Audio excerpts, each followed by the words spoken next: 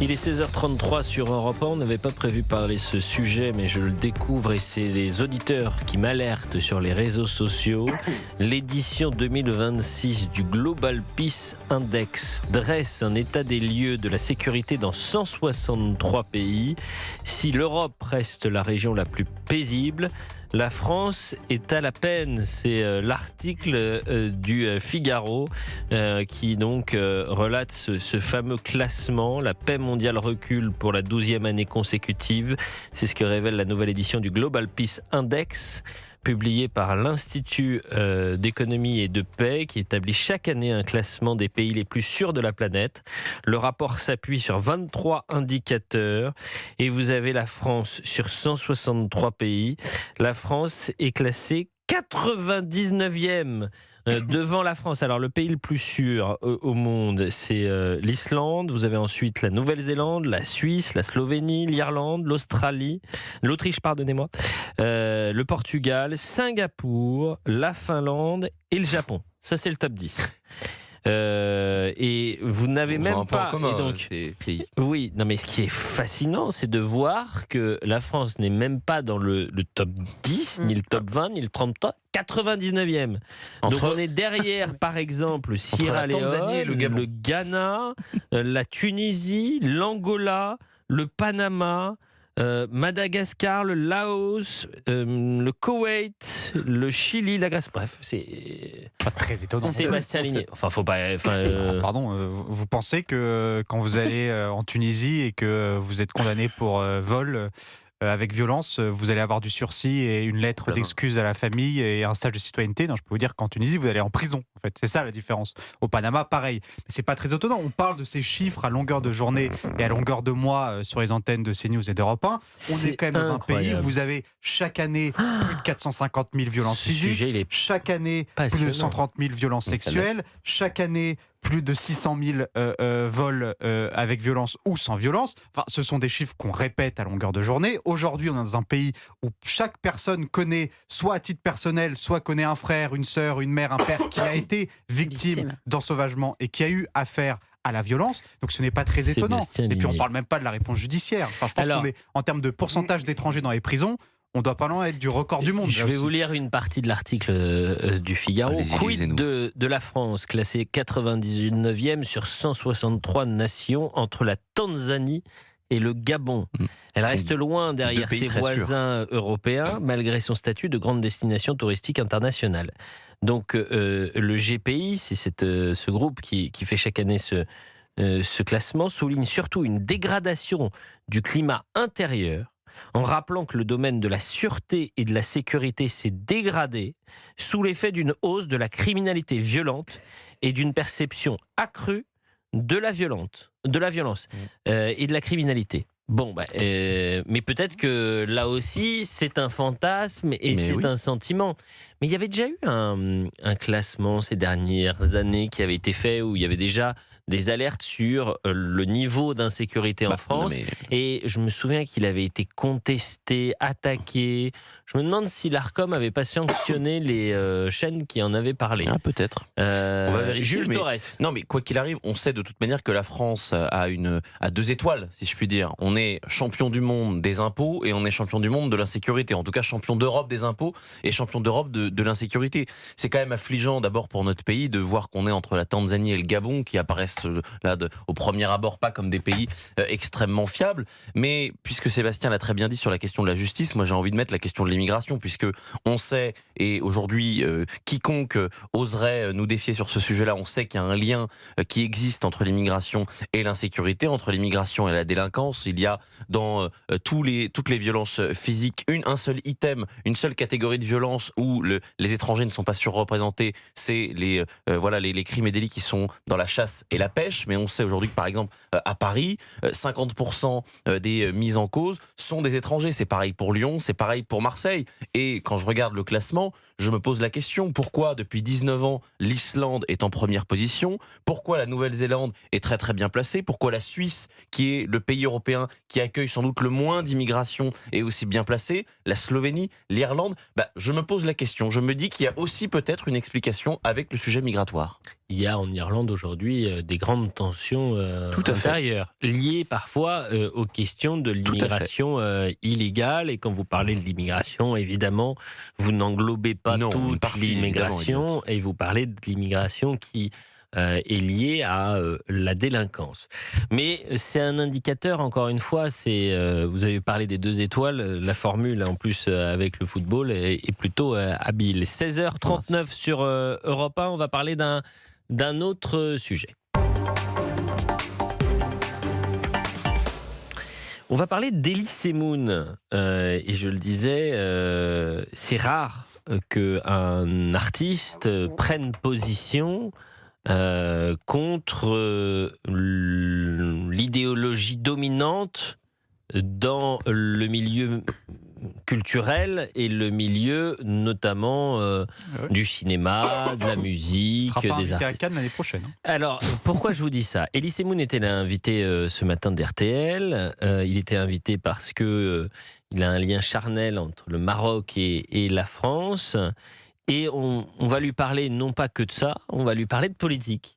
Et notamment de la France insoumise et du Rassemblement national. Et c'est pourquoi je voulais que Rodolphe Carr soit avec nous. Il est journaliste, essayiste et auteur de Mélenchon, le bruit et la fureur. Mais je vous propose d'écouter effectivement Elie Moon. C'est une parole d'artiste exceptionnelle au sens propre comme au sens figuré, parce que c'est pas forcément la norme. La norme, c'est plutôt Benjamin Biolay qui va signer une tribune pour soutenir Rima Hassan. Voilà, ça fait moins polémique, visiblement. Xavier Dolan, Bastien Bouillon. Oui, mais c'est... Donc, écoutons Elie Moon. Et vous êtes toujours un opposant au Rassemblement national, héritier du Front national ? Écoutez, je vais vous répondre comme un homme politique. Je suis surtout un opposant à LFI. Je suis vraiment désolé pour les auditeurs qui nous écoutent et qui m'aiment bien. Mais là, franchement, je ne peux pas supporter cet antisémitisme affiché.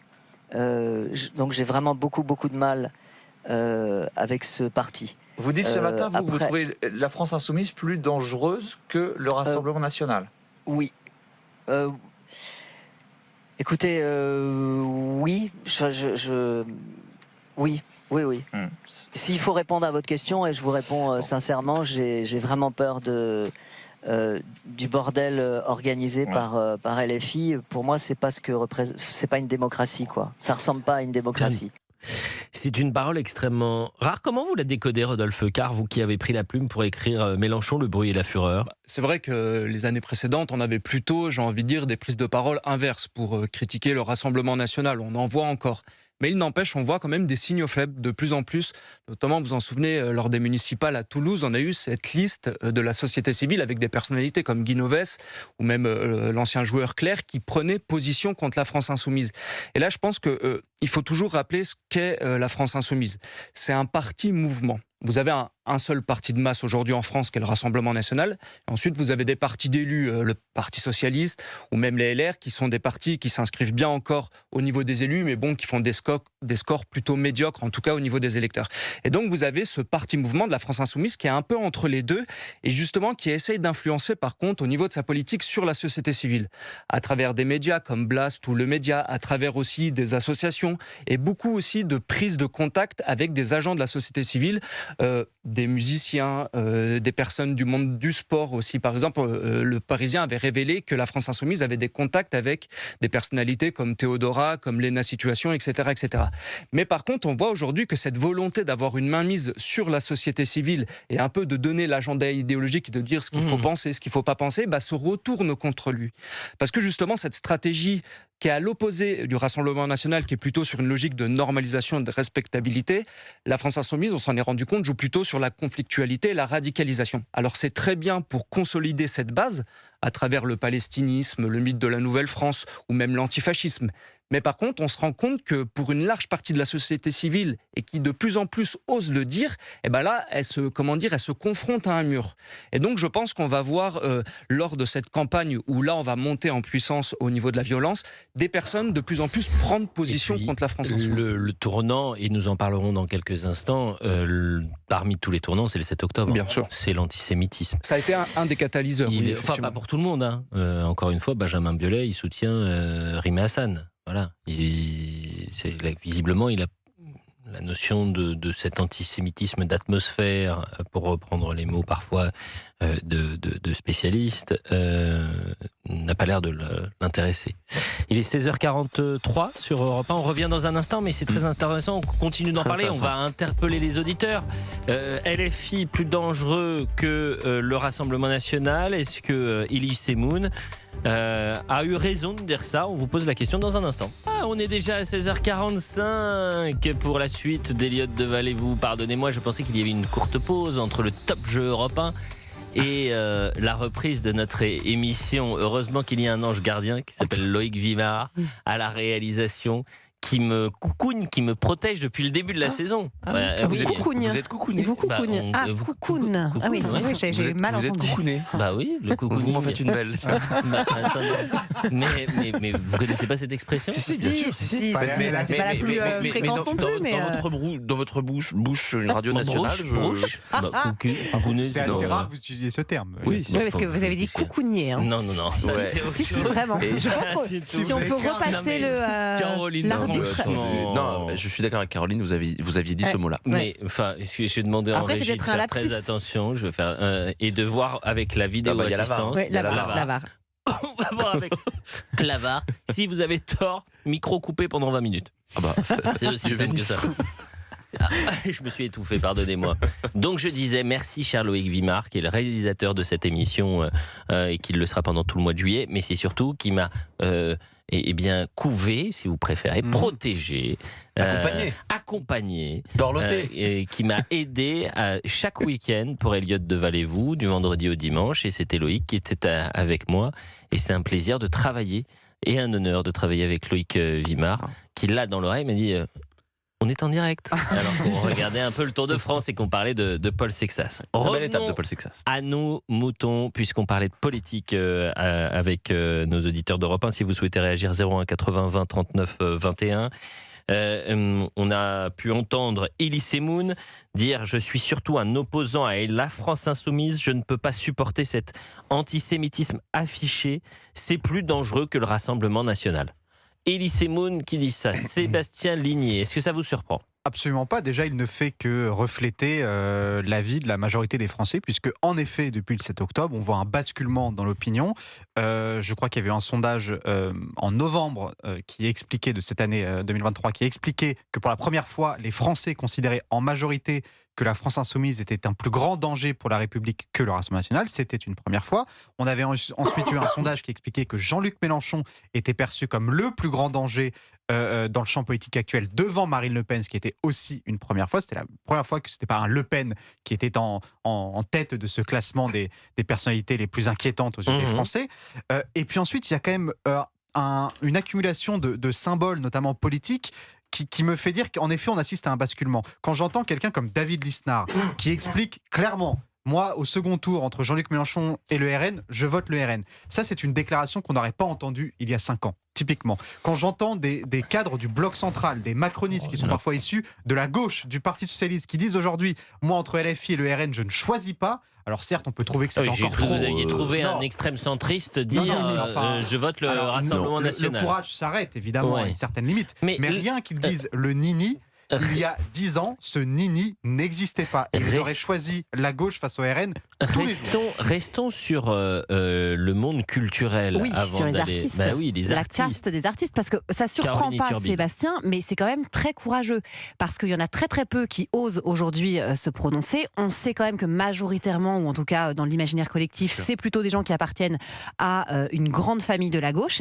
Et ça les empêche réellement de tourner des films, d'avoir du business, de continuer à travailler, en fait. C'est pour ça que la majeure partie des artistes aujourd'hui n'osent pas se prononcer, ou quand ils se prononcent, c'est vraiment pour cette grande famille de la gauche où ils prennent aucun risque. Et il y en a très très peu dans cette grande famille culturelle, parce qu'on peut élargir à certains animateurs, des gens comme Arthur, un Philippe Lelouch. C'est des gens qui vont vraiment se manifester, qui sont des espèces de mensch comme ça, et qui vont avoir le courage de leurs opinions, mais vraiment, on les compte aujourd'hui sur les doigts d'une main.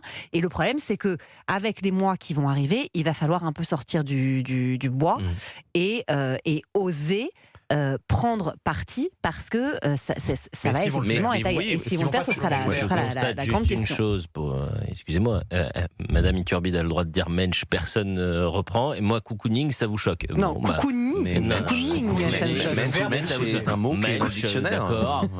D'ailleurs, est-ce que j'ai dit coucounier ou coucounet en régie? Parce que, excusez-moi. Vous avez même Merci pire. Loïc Vimard. Merci de regarder. Jules Torres. Non, mais juste sur le point, je ne veux pas faire de mauvaises polémiques, mais parmi les noms que Caroline a cités, entre que ce soit Elie Semoun, que ce soit Arthur, que ce soit évidemment Elie Semoun aujourd'hui, il faut quand même le dire que c'est surtout par rapport à la position antisémite de la France insoumise quand même depuis 2023.